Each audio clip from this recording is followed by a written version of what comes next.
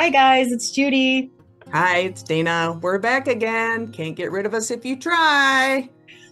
Um, just coming back together again for another conversation. We somehow managed to keep coming up with things to talk about. So, unfortunately, today you have to endure a little bit of reality in my life because we've talked. In fact, I think in the very first conversation, we talked about how important it is to actually speak to the um, feelings and everything else behind the rhetoric that you hear out there. You hear the people giving you your snappy sound bites about how you're supposed to handle things. And it's all well and good, I guess, but it's very important to have a personal knowledge or a personal understanding of what it feels like to be in that situation. And I actually had one of those this week, so I thought I'd share it a little bit if that's okay, if you'll indulge me. I would I love have to two, hear. yeah, let me go. I have two adult children, two boys, and I had an example of, well, let's start off first. First, my youngest son texted me. We text throughout the week, and I'm very grateful for that. But he asked me very point blank, do you ever feel, what was it? Do you always feel like you're a grown up in a child's, no, a child in a grown up's body? Do you ever feel like you're truly grown up, or do you always feel like you're still a little kid inside of this grown up body trying to do grown up things? And he's very thoughtful. He's very wants to feel better, wants to understand. He's a very thoughtful soul. And I just thought that was very interesting because I think we all feel that way, right? We all feel that way so much, and there's just a lack of understanding that, yeah, yeah, everybody feels that way at times. And Yeah, we had a great conversation. We go out to eat once a month and had a conversation about that and said, I guess the bottom line for me was that nobody knows really what they're doing. Nobody knows really what they're doing. And unfortunately, some of the most important things that we go through as adults is if we have children, is helping to make decisions on those children's lives, right? A crisis comes up or a concern comes up or where do babies come from? These life-altering questions. Well, I guess the question isn't life-altering, but the potential response can be. And we're all just winging it. right. We're all just winging it. I mean, I don't think that he was going that deep with it. I think he just wanted to know what to do with some house stuff that he had going on. And he was a little upset that he didn't know what to do.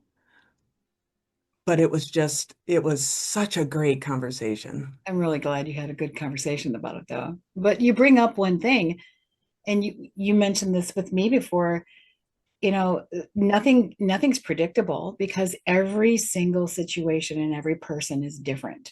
And so for someone to say, yeah, your teenager is going to do this when they become 15, it's not necessarily true. What is your son's situation with his frustration with the house? It's going to be different than it is your other son when that may or may not come along. And winging it, saying we're winging it, everybody uses that term, but we're still doing the best with the information we have at the time.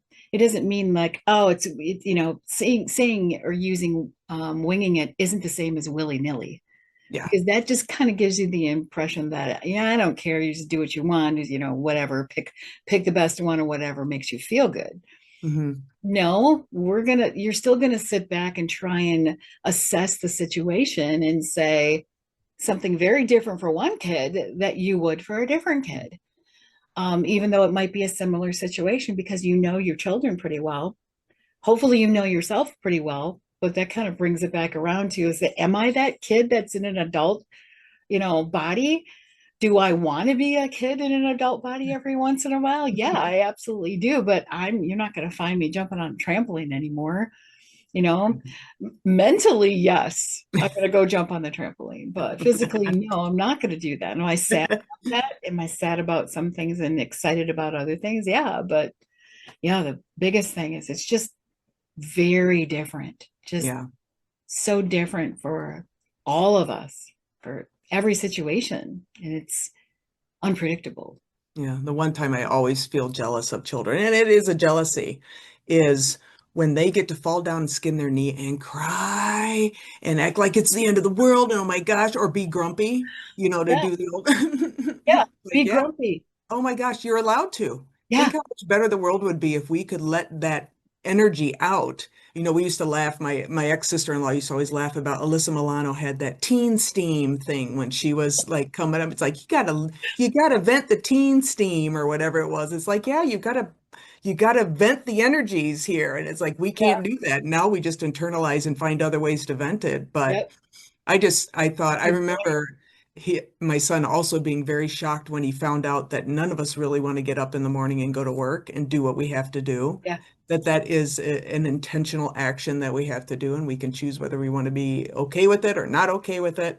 But he was floored. I remember because he's like, I don't want to go to school. And it's like, well, we don't want to go to work either. So let's go. Let's buck up. So he didn't realize that did he think that he was, you know, a bad person or like just abnormal because he didn't want to go to school or work? Yeah, I think that because he and I are very similar in some ways, and that we usually get up in a pretty good mood. Mason always floored me that he, as a baby, would be laying in his bed or crib waiting for me to come get him singing or just Oh, playing, and wow. was very a happy person. So I think in general for him to have that negative kind of, oh, here comes another day, was, I think, shocking. But then I think in some ways it's reassuring. I think we all feel that way sometimes. I remember a few times in my life where I was excited. I wanted to get the night over with. I wanted to go to sleep so I could get up and do the next day because Mhm. I was so excited on what was going. And I kind of feel that way these days, but it's, I think the expectation, and I think that's always going to be the thing that trips us up, right? Is we have these expectations of what something's going to be like, and you hold so tight to those, waiting for those things to happen, and they just don't happen. I mean, Yeah. they're not based in reality. Yeah, you're talking about kids being different. We were talking a little earlier about those "What to Expect When You're Expecting" book. And the one that book was a groundbreaker. I understand that because the other ones before those were so glossy and all beautiful, and you were Mm. having babies like you do on TV, where there's, Yeah. you have your full face of makeup on and you look beautiful for pictures with your child who's not crying or having any problems, and they latch In the beautifully to 60s. breastfeed. Yeah. So that was groundbreaking, but still, all the girls that are having babies in the ER, the nurses that I work with, it's everyone is so completely different. They try to give each other advice. And I think once you're a parent of more than one child, you understand how different it can be. And so then you give realistic advice because, my children were vastly different from the whole time I was pregnant all the way through. But I just think it's interesting. I think it's interesting how we gauge things and how we kind of grade things based on the expectations of what we thought it would be. Mhm. And that's unfortunate if you can't go with the flow. And grades, like you said, grades are, if you put it that way, grades are very cut and dry. They're very Mhm. black and white, and we can't fit everybody into that. Yeah. Like today, you have more homeschool kids because they can't do traditional school, which is acceptable now. Thank God. Mhm. It's the way it is because we're recognizing that everybody's brain works differently. Yeah. But you kind of reminded me of something my mom said, when somebody said to her, when are you going to retire? Or, I mean, she was her early 60s. When are you going to retire? You should retire. And she said, I don't want to wake up with nothing to do, because you were saying, I'm excited to go to sleep because I know it's going Yeah. to be tomorrow, or it's my birthday. I'm 12. I'm going to be 13 tomorrow. I can't wait to go to sleep. My mom was always looking for more to do. And I don't know if it's just because she didn't want to retire or she just wanted, new things to do. But I thought, yeah, is that what retirement means? That you wake up with nothing to do? I mean, what does that mean? But it's different for everybody, Once again, the right? expectations of what it used to mean, which was, Bermuda shorts, sitting in a lawn chair in the front yard, Yeah, you for me. know, you know what I mean? The old brick collapsible lawn Yep. chairs. Like my husband's parents used to sit in their garage and just watch traffic go by. They Yeah. they open the garage door and just sit there and do nothing. That's definitely not what's going on now. Oh no, We no. have so much more power to do that. There's But there's no, I think retirement means something completely different. And it might even for some people just go from one job to the next. yeah, I'm going to retire repair. from my long-term job and I'm going to go work at Home Depot or I'm going to go, do something different because we all get so bored. Yeah. But Bermuda shorts, that's great. Or You moose. know, you can see the person in the tank top, the guy in the white tank top with the Bermuda shorts with the beer in his hand. Yep, I can Yeah, see that person and right very definitely vividly. yeah, in their driveway or their garage, Yeah. being like Clint Eastwood in that movie. Oh, what is it? El Torino, where he's like, Oh yeah, he's the neighbor. Yeah. you know, I may still do that, but whatever. But now that I think about it, thinking about Mason, it's like I'm hoping that, once again, looking back on how you raise your kids, and what was nice about him, and what I think really struck me in this conversation is that he asked the question, right? He Mhm. didn't he didn't understand something or he wanted to know something. I'm using all these terms that I despise, but he was curious about Curious. perhaps, my interpretation or what I lived through or my life experience, and it helped bridge that gap between our generation. He and I don't have a lot of gaps. We have always been pretty in sync with each other. I don't know why we always used to say that my oldest was my husband's and Mason was mine, just because we were just in sync.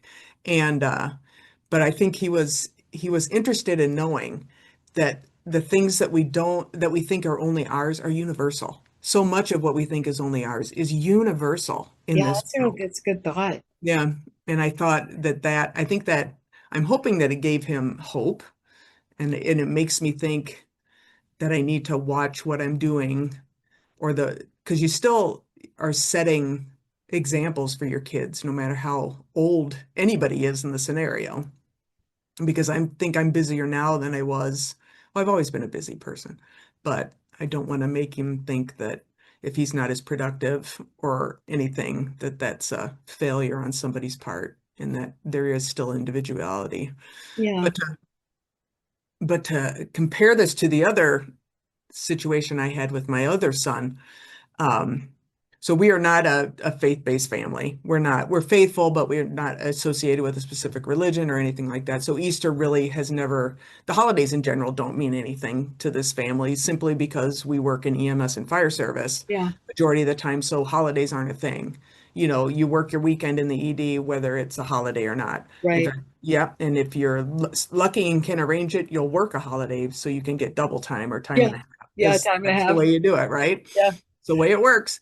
And so unfortunately, my kids didn't have a lot of traditions when it comes around holidays. In fact, for Christmases, that was more of a when my mom died, I didn't want to do the Christmases anymore, which again, that's one of the things that I don't regret, but I wish I could have made different choices for my kids because now they don't have that history of I love Christmas because I come home and the tree is decorated and all that kind of warm fuzzies. Yeah. So that's on me though. I'll own that. But Easter is something that really hasn't been a thing. My dad's wife would do Easter egg hunts for the boys when they were little, so that was great. She took care of that. But we don't decorate. We didn't do any of that stuff. Right. So it was Easter, what, a week or so ago, last Yeah. weekend was Easter. Yeah. So we were on our daily walk that we take and talking about doing things with his family for Easter. They were going to go over to my whatever ex-husband's girlfriend's family's house because they wanted to do something for his daughters, which is great. He has a 10-year-old daughter and a 1-year-old daughter who just turned one yesterday. Woohoo! But I said, "Oh, that's good." And he goes, "Well, I just tell people that my parents didn't have any friends, so they didn't do any of that stuff, and now I have to do it for my families." And I was like, What? I actually kind of stopped dead in my tracks when we were walking around this road out here, and I was like, Didn't have any friends. didn't have any friends, and I think he by saying that, and he is someone that says things for effect, right? Um, that we didn't have any place to go for Easter or that we didn't make the effort because, or something. We weren't something enough to provide this activity for our kids. To create traditions. Yeah, and I'm like, I was so upset because in my mind, all I'm thinking about is all I ever go to, except for Christmas, is all the things I did for my kids, right? Yeah. Single parent for those years. I Yeah. made a business so that they didn't have to go to daycare ever. Um, and they were with babysitters only when absolutely necessary. And I'm like, really? this, you're gonna, what? You're gonna say this about Easter? And you're gonna knock me down about Easter? I'm sure I internalized it way too much, but it was so different than the previous conversation with my other son, where he asked me about stuff, where I could share a little bit more about what I was going through, or what it was like for me, so that we can find that universality, It was as opposed insightful. to, yeah, as opposed to this kind of throw a grenade Yeah. and run. Yeah, it was very, it took You're me a minute. taken aback. Yeah. Because Wow. like I said, but that's my blinders too, is of course you want to frame yourself and your memories of yourself as a parent in the positive light. And I know there were times, like I was a yeller at times. I tell you something twice and you don't do it, guess what? I'm yelling. I'm Yeah. sorry. I got to get your I attention. You're grew too up in that crazy type to. of family. Yep. I had to raise my voice. It's like it wasn't just because of what he's it just it I was shocked at what he said, but then it ricochets so quickly back, where you start examining your parenting. Hmm. You know what I mean? Yeah. Oh, yeah. Not that I can do anything about it. So that's a dead end. Creating all that doubt and Yeah, that thought of, wait, what did I do now that wasn't aware of? yeah, That hurts. And of course it makes you look back with 2020 vision, like, wait a second, if I didn't do this right or didn't do that right, then you're just beating yourself up, and then you yeah, start playing tapes in your head, and you can't sleep. And it's so different than what your other son said. yeah, The relationship is very different. But while you were talking about that, it made me think, when there's so much that we're still responsible for, because we're like in the middle, sometimes taking care of parents and then still taking care of kids, taking care of grandkids. It's almost like, who's taking care of us? mhm, Sometimes except ourselves. And do people value us? Do people see us? But also, when I'm when am I ever going to just only be accountable for myself? I mhm. mean, that sounds like I'm going to get rid of all of my, relationships and just be alone. That's not exactly what I'm saying, but there's just so much pressure Mhm. on it, not only from the different generations, but on yourself. Yeah, And hearing that from him just enhances it yeah. and kind of makes it worse. Like, okay, it's just one more thing I have to put on my list to think about, to feel bad about, Oh, wonder if I did the right thing or didn't do the right thing. And how long ago was this? And when could I have changed that? And why am I even thinking about it now? And then I should care, but who cares? I can't yeah, think about it, but I should care. But wait, I don't care. I can't care. What am I doing? yeah, And that's where the tapes come in. And you go to bed, you forget about it for the afternoon, then you go to bed at 10 o'clock at night and think, wait a second, now I'm going to play tapes and I can't sleep. yeah, Just so all encompassing. yeah. There's just so much to it. The other thing that I think was, it was actually seemed to be a new concept to Mason, my youngest son, is the idea of assuming positive intent, right? Assume, unless you have evidence to the contrary. And we've said in several of our talks that we know there's bad people out there. We know there are people that maliciously take advantage and do bad things. Mhm. Bad things. That's not who we're talking about. But because we really are winging it, right? I was winging it for sure. My mom died a month and a half before Max was born, and I had no freaking clue. Um, I remember calling calling a friend one time and saying, "How do you help a child throw up?" Because You it's think like, not. well, we had a kid in our neighborhood growing up. Once again, we all come to into situations with our own history and our own memories, who had a brain injury because he inhaled his own vomit when he puked when he was a kid. So I Oh, was very nervous. That could have, I believe it was true. God only knows if it was true, but I'm pretty sure it was. So it's like, how do I help? I don't remember who I called. I think I called my mother-in-law and said, how do I help? Max is, how do I help him puke? I don't want him to go and suck it yeah, all back in. yeah. It's like, oh my God. But if we can assume good intent, we can assume that each and every one of us has a certain amount of common sense. I know it's a little risky these days to make that assumption, but has the best of all people involved in the forefront of their mind, that we really only want to help, we don't want to harm. Can't that just be good enough? Can't that just be, I don't know why people still have to carry that stuff like a weapon against people. Yeah. And like I said, I don't think that that was his intent. I think he just says things to get shocks out of it. But man, he's got to check that stuff. Yeah. But you brought up a good point, is intent. It's Yeah. it's it's the conversation that we have to have, and some people are willing to have the conversation and some people aren't. They'll put Mhm. restrictions on you and rules and trying to control a situation because they won't communicate with you. Ugh. So it's forced control. Um, and you got to have that conversation, whether you think it's adequate or it's the time for it or not. Yeah. You have to start somewhere. You can't just put um, rules and regulations on someone else and say, I'm not, this isn't going to happen unless you do this. Yeah. Well, if I don't understand exactly what your requirements are, why can't we talk about it? Yeah. And there's so many out there that's like, nope, we're not going to talk about it until this happens or this happens, or you're not going to see your grandkids until this happens. But why? We need to Yeah. talk about why. We need to talk about who. We need to talk about your impression or intent or both parties. And like Mason asked you questions, he wants a dialogue Yeah. and it opens things up. But Max was the other way around. Yeah.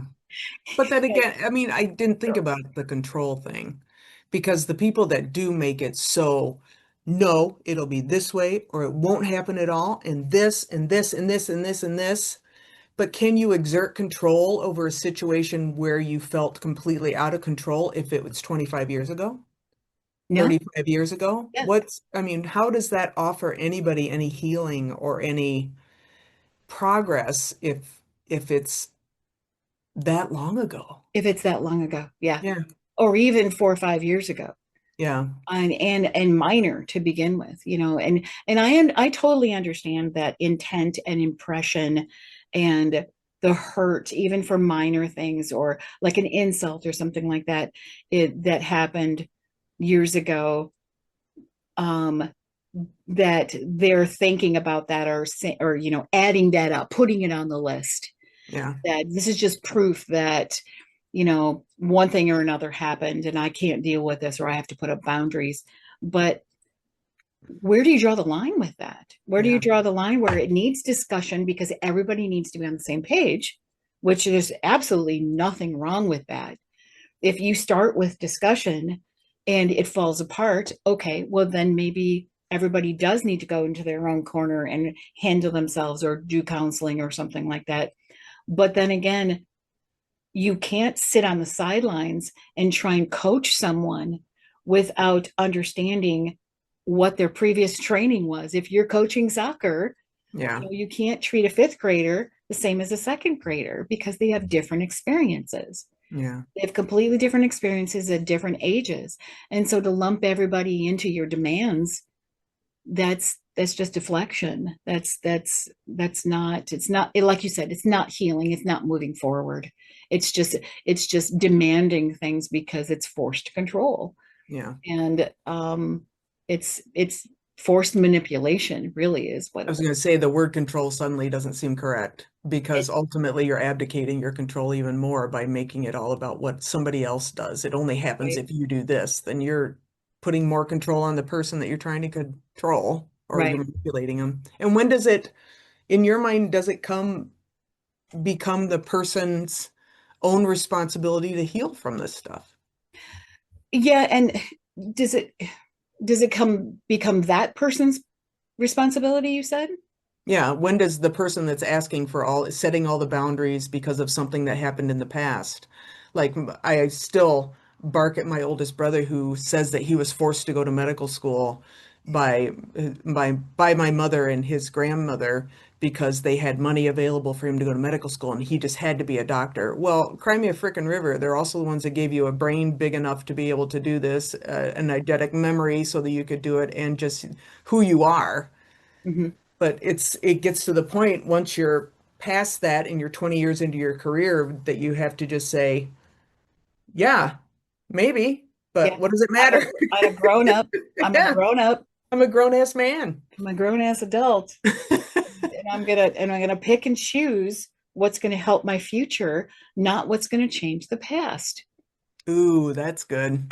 So it That's very good. just doesn't work the same for everybody. But like you said, it's about conversation, like you have, Yeah. Mason.